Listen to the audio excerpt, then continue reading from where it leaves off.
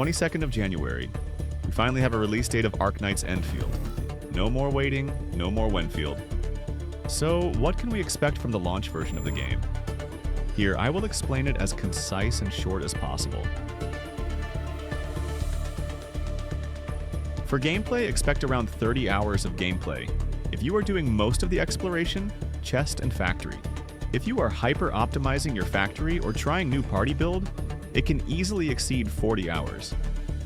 Not bad for a newly released gacha game. There are two released regions, Mondstadts and Valley 4 and Wuling. You can expect more region in the future as the story teases us about taking back the frontier, but that will be in the future. Next, graphics. Man, this game's graphic was incredible. By tweaking the Unity engine, Hyperglyph managed to create such beautiful game. The performance was also great, definitely above other AAA game developer, which might not able to reach 60 FPS on normal settings.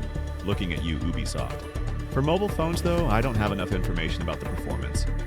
But considering the demo are using the best and latest iPhone, just don't expect miracle here. For combat, this is where things are getting interesting.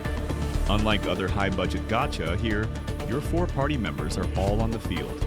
Since there are 4 characters on the field, the battles are more about combo and synergy. They have their own reaction system, and also specific reaction for physical damage type. This allows a surprisingly big amount of variation, considering we have limited amount of character in the first launch. Then, the factory system, the bread and butter of Endfield Industries. Here, you make your medicine and gear. Anyone who have ever played Factorio or Satisfactory would be at home here. The production chain was actually pretty simple. Any veteran factory gamer would be able to optimize the heck out of the factory. Plus, the factory runs even when you sleep. So you can set a quick factory for something you need, go to sleep and wake up with full stocks. Pretty fun to play with.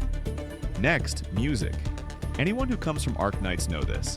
Hyperglyph are a music company that pretend to be a game company. Their music are top-notch, covering so much genre from European classic to J-pop to classical Chinese. This part, you don't have to worry, they cannot mess this up. Heck, they got OneRepublic to sing a song for their launch trailer. They take their music very seriously.